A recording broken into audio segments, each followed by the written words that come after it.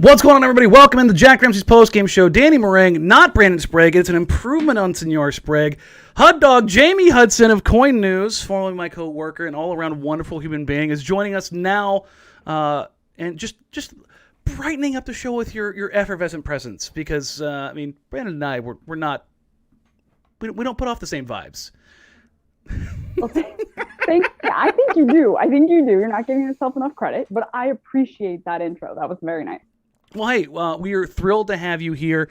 Brandon couldn't be here tonight because he's a monster and he's got a gambling show and it's an NFL weekend. But we are thrilled because, like I said, we got the upgrade here. You were not only working for KOIN, but you're also doing some work for the Blazers broadcast team. So, before we get into the game, what has it been like to make that transition into that? It's been awesome. First off, I gotta say, I'm working in the same chair as Brooke Olzendam and Neil Everett.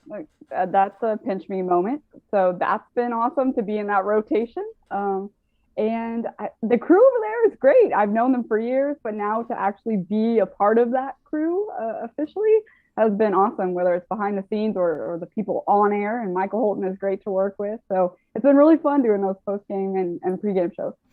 Awesome, and we'll get into today's game here. The Portland Trail Blazers upset. They were an 8-point dog. The Toronto Raptors 114-105 in one of the weirder, stupider games in a long time. A 33-15 first quarter for the Portland Trail Blazers over the Raptors. Jamie, the Blazers have had some bad games this year.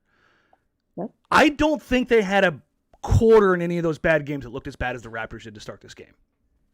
Right. I mean, I'm sure Toronto's like, okay, this team's won 5 games on the road, whatever. But you can't take any team lightly in the NBA. I don't know what Toronto was thinking. The way that the Blazers have been playing and their movement. Danny, we've got to talk about the ball movement and players moving. There's no more standing around. There's really not that much ISO ball at all. It's completely different right now. I think a big part of that is, and we'll get into him because he's my guy, and Anfernee Simons.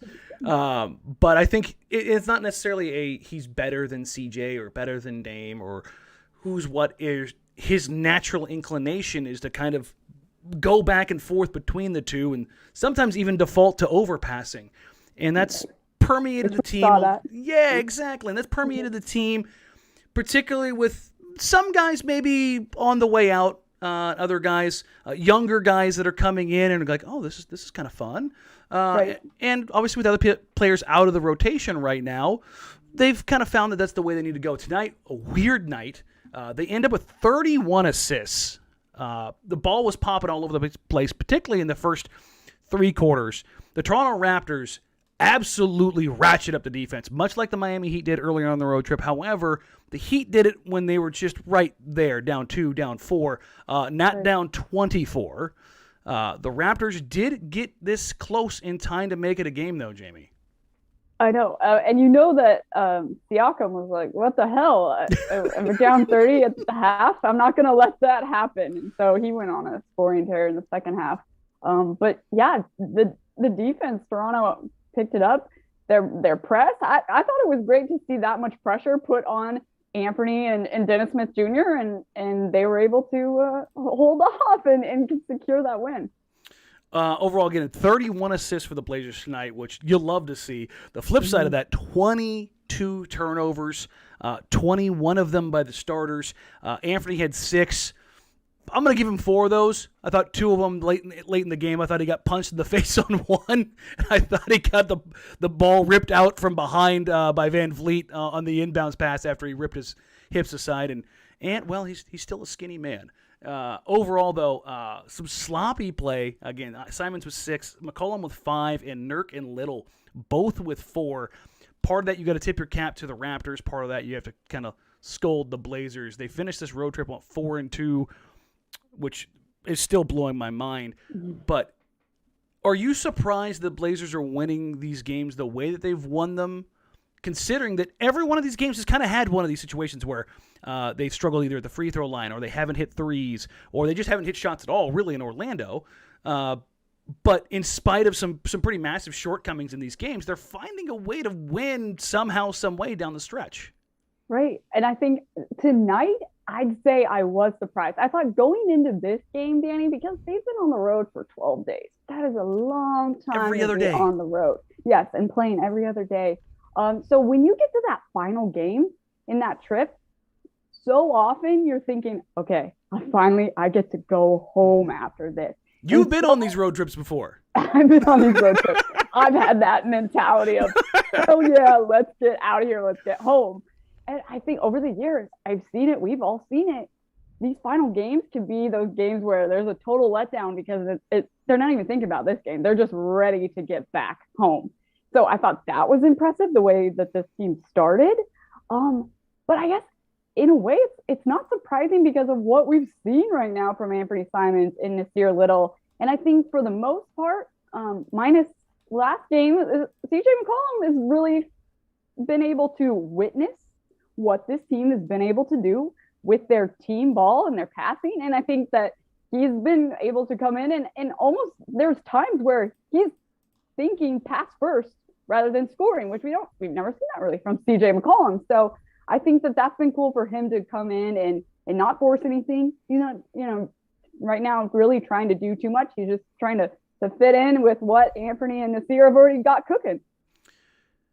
When you look at where this team's at right now, and we'll get into the grand scheme type stuff and what that kind of all means, but it's got to be a little weird to evaluate who, what, when, where, why, with so many variables everywhere right now. The Blazers are getting ready to head home. They've got basically 2.5 weeks until the trade deadline. Over those next 2.5, 3 weeks, what are you expecting or what are you looking for from this team? Potentially how they play. Are you expecting more of what we saw tonight, or is it one of those things where maybe things shift as a few guys get a little bit more time? They get a little healthier. Obviously, Larry Nance Jr., Norman Powell are obviously Norman's out for personal reasons. Larry Nance Jr. is still dealing with a knee, but all of a sudden, where does that squeeze kind of come in with Norm back in the starting lineup? Larry Nance back. Has Cove played well enough to keep his starting spot? There's a lot of questions, at least. There are a lot of questions. And I think what's been really interesting with the Covington situation is I feel like Chauncey Billups as a head coach has done such a great job instilling in his players like, hey, this is what you're good at. So go out and do the things that you are typically known to do.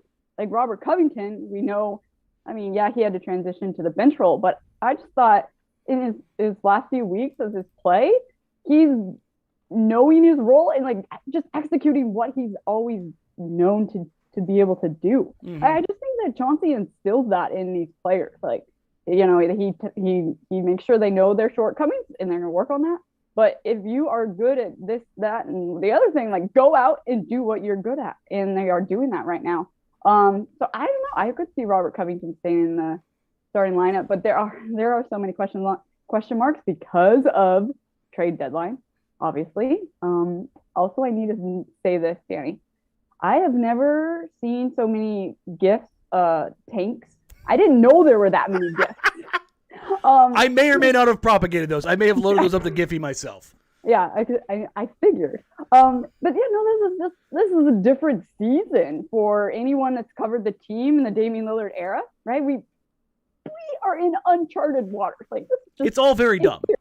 Yeah. It's all very dumb. Like you and I worked together for years at NBC. We went through these lulls of like, they'll figure some things out. We kind of know what this team is. After the All-Star break, they're gonna turn it up, right? Yeah, like everybody, we had our notepads out like, this is nothing new. Now, it's flying off the script because there's new management.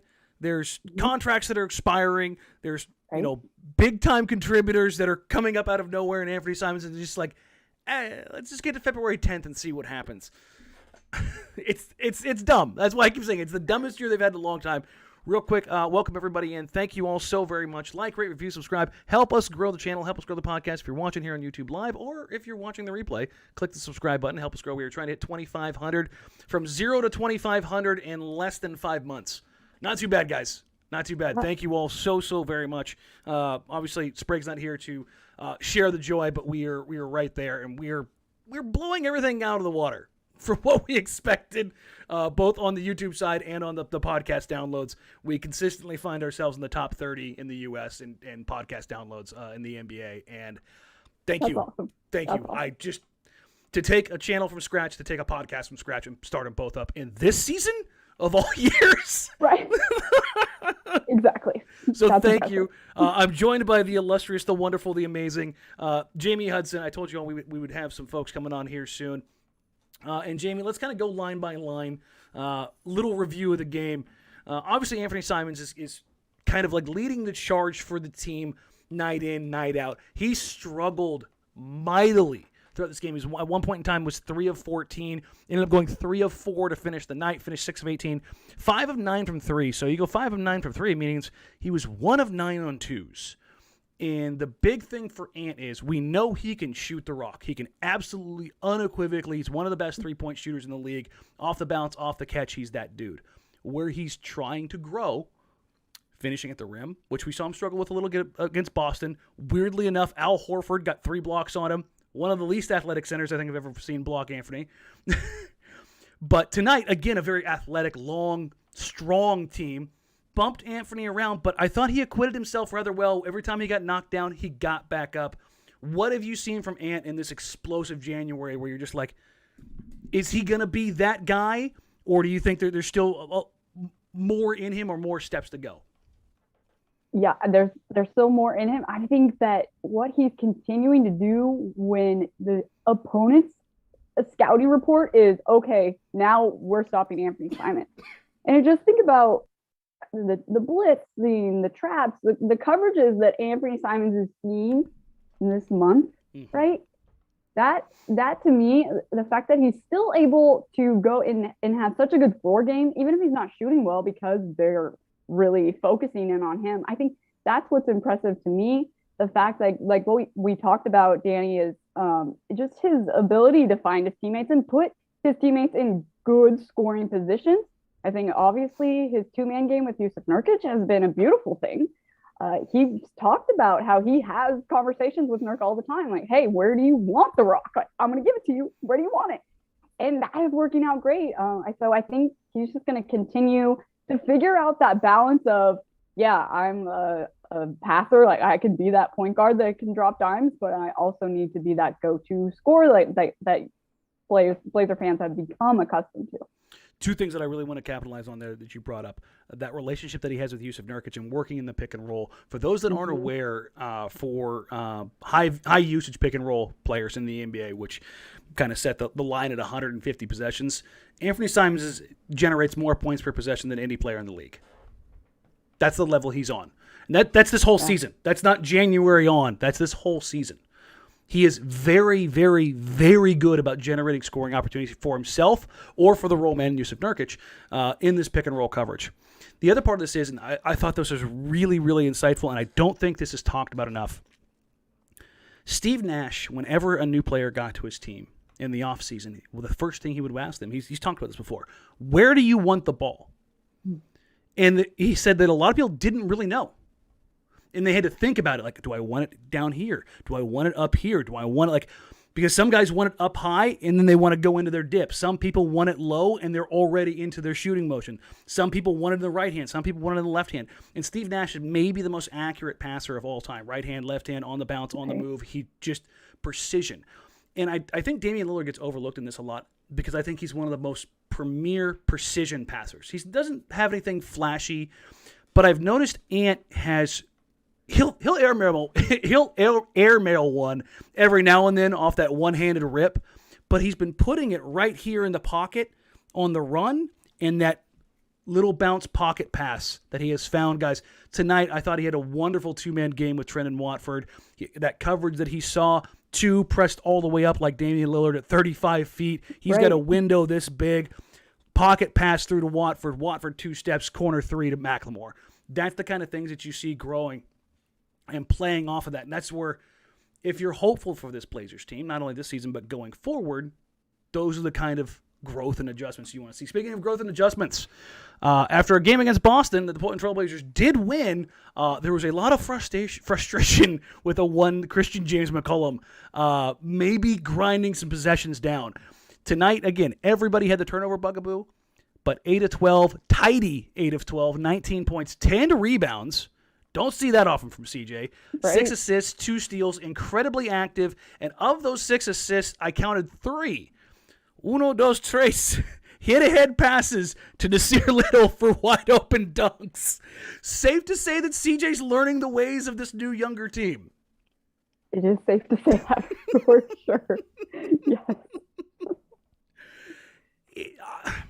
I don't want to belabor the point, but he has been a little bit square peg, round hole in this few games since he's returned. It's clearly a different dynamic from him and Dame working together. But overall tonight, with the exception of that one end of half play where he tripped and fell, I thought this was about what you realistically, this is what you want from CJ McCollum, to just be a guy that just blends in. Just everybody, when you're going, you're cooking, you figure it out. When you're not, or if you've got a better opportunity, you kick that ball ahead and you get the easy one so you don't have to work so hard the next time. What have you seen from CJ since his return from not only the injury but the birth of his kid? Yeah, I agree with you, Danny. And the other thing I was thinking about with CJ is he could have returned and thought, okay, Dame's still out. Like, I need to be the man. Mm-hmm. But I really think that he did see how Anfernee and Nas were playing. And so he is trying to just fit in, blend in, and take his shots wherever he can when he's open and not forcing it. I think that he could have done a lot more, mm-hmm. or a lot more to force it and try to be the man again. I mean, yes, there's times. I'm just saying, I think overall, I've been impressed with how he knows that Anfernee is running this team right now. You know. All right, I'm gonna go for your heart here. Okay. I'm gonna go for your Coug.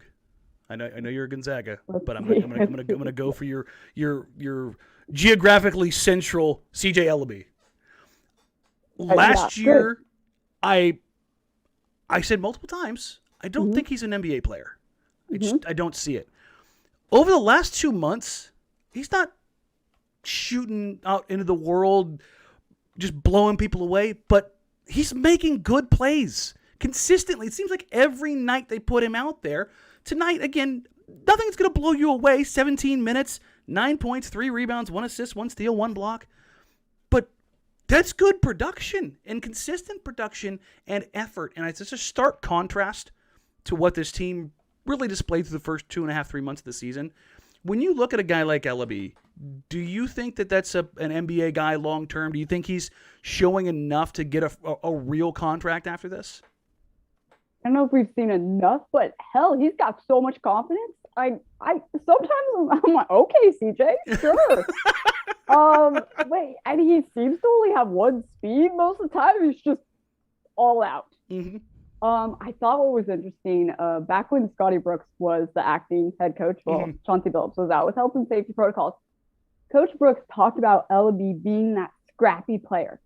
And Scott Brooks said, in order for CJ Ellaby to stay in this league, he has to be that way. Mm-hmm. He's got to be that scrappy player. And it's probably, if Brooks was probably like that, I feel like, back in the day. But I think CJ Ellaby, the way he just goes out there, and he had some bold moves tonight.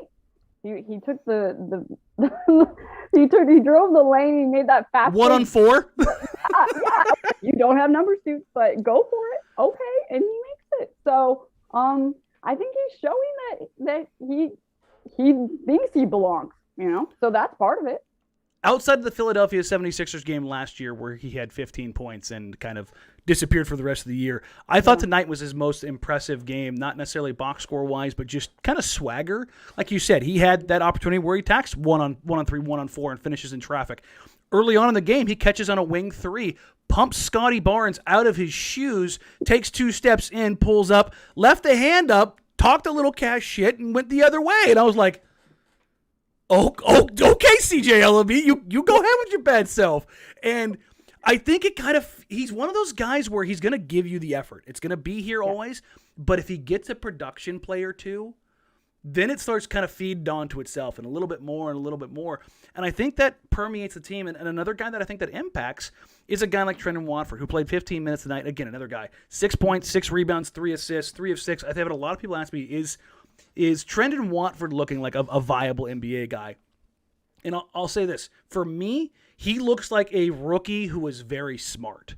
I don't know if his lack of like real explosive athleticism and the ability to stretch the floor is going to keep him from being a long-term guy, but he's very smart. He's in the right place at the right time. Mm-hmm. Tony Snell's made a career out of not really being productive, but being smart and never being in the wrong place. Trendon Watford has kind of that same bit, but also is a good passer and has a little bit of wiggle to his game. What have you seen from mm-hmm. Watford over the last couple of weeks where you're just like, or you want to see a little bit more from him? Yeah, I think especially as a rookie, right? Mm-hmm. He hasn't been in the wrong spots like that often. You're not like, I mean, yeah, I think on defense there's times where you're like, oh, that probably you missed that rotation. Yeah. Whatever. But as a rookie, he knows when to cut. He knows who to get the ball to. Like, I mean, so I definitely agree with his IQ is great, and he also has that finesse. I think in the preseason when fans got so excited about Greg Brown's athleticism, and mm-hmm. yeah, he is so fun to watch, and he's going to be in Danny, you were among those. That group, I don't blame you. He's very entertaining. Mm-hmm. He's got that excitement, that edge, just that pizzazz to his game. It's super fun. But Watford, he's going to give you that consistency, I think. Yeah, and that's what you need out of young guys right now. That's hard to find. It is very, very interesting to see how when things either steer into the skid mm-hmm. or they steer out of it, what his role looks like. Mm-hmm. I'm very interested if they do steer into the skid and they lean towards the young guys. Seeing his usage and his role go from 17 minutes because he's playing well to you're getting at least 18 tonight, buddy. Don't worry about it. Right. What that does to his mindset? Does he kind of stay within himself, or does he go, I got these minutes anyways. Let's get a little spicy. Let's see what we can try. And I think if you let him try a few things, I think on the playmaking side and the decision-making side, he could really surprise some folks. Surprising folks, I think, and this is not even the box score. Jusuf Nurkic is having a monster box score January. He's struggling shooting-wise. He's shooting just under 50%, which on mostly twos. But I think the number that surprised me more than anything, Jamie, mm-hmm. the minutes played, 38, mm-hmm. 39, mm-hmm. 37, 38, 38. We have never seen Jusuf Nurkic play these minutes ever. Mm-hmm. Ever. And one of the things that I want to write about it, but I also want to go, it's January and nobody really cares right now because it's the dog days of winter.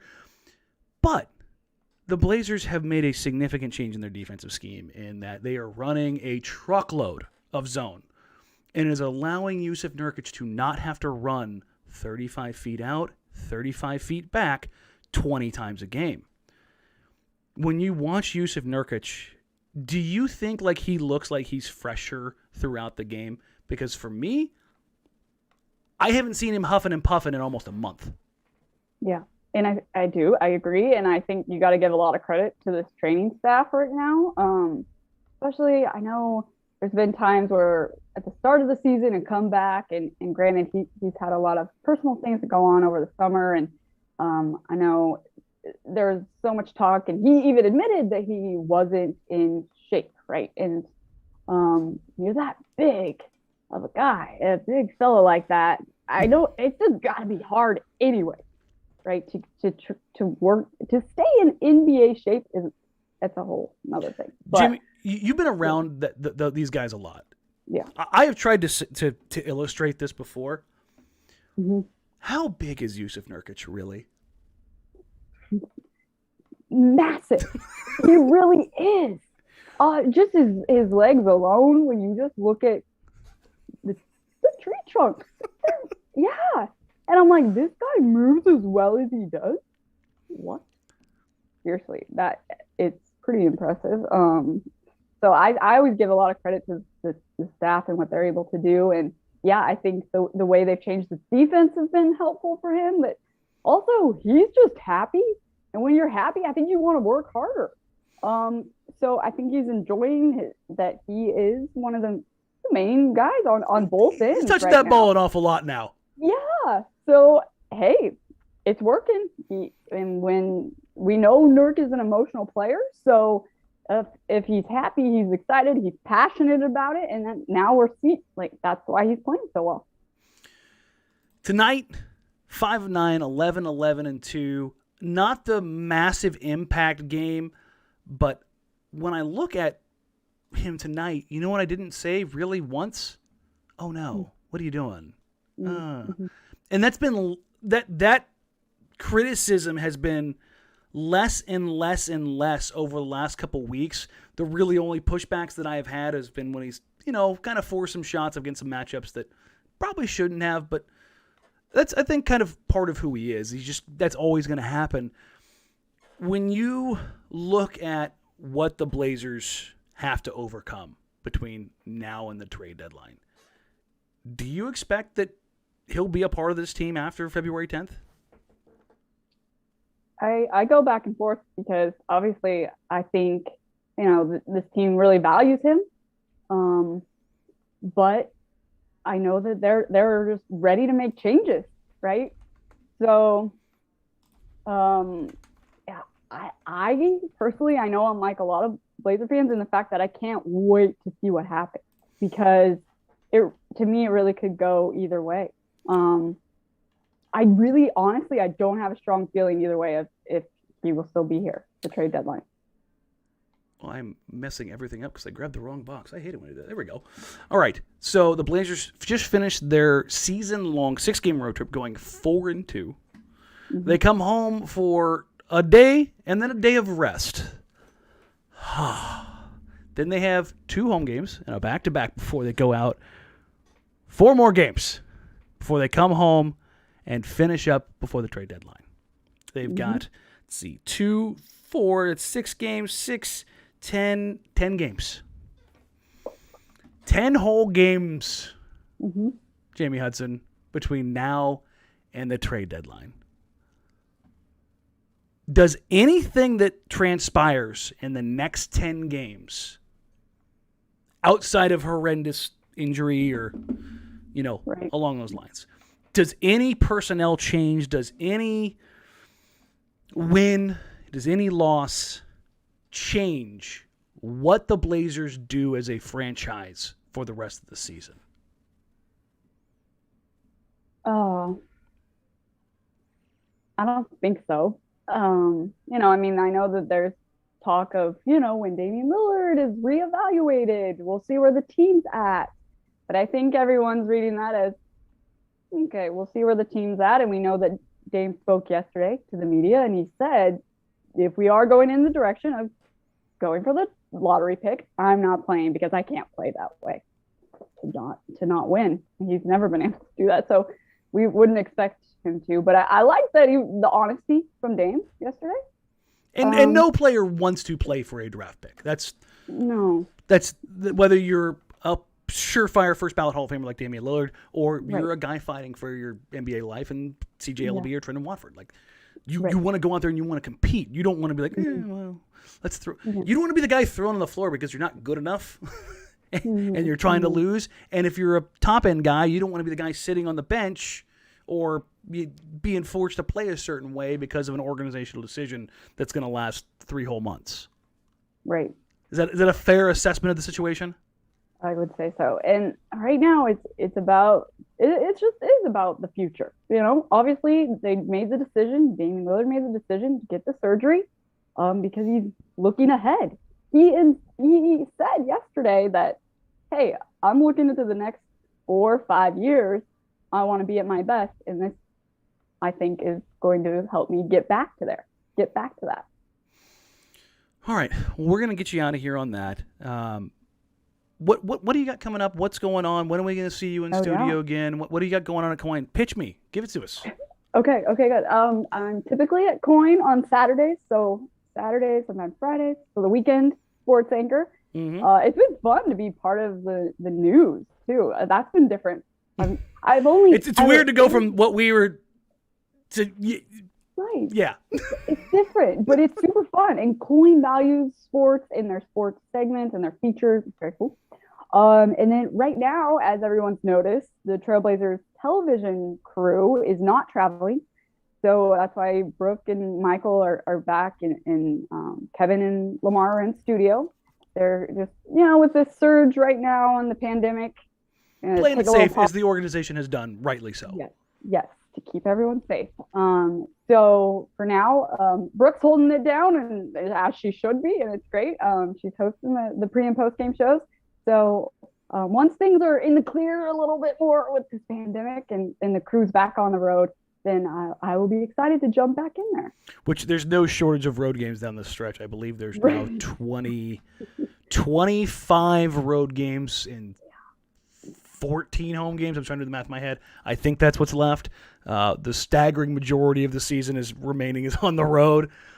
So you will have vast opportunity to hold down the desk back home in Portland.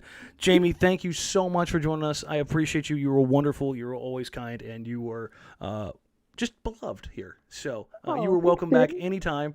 For you guys that haven't already, go follow Jamie on social media at Jamie Hudson _. You can find her on KOIN News. Obviously, like she said, Saturday morning or Saturday anchor crew.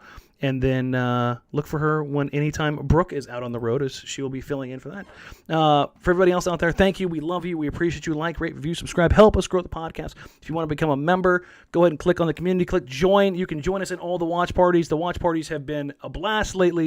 Anywhere between 50 and 75 people each and every game in a season that is weird. So more and more people are coming into the tank community / run it back for the playoffs community, and we're having some fun stuff in there, and I've got some more guests scheduled.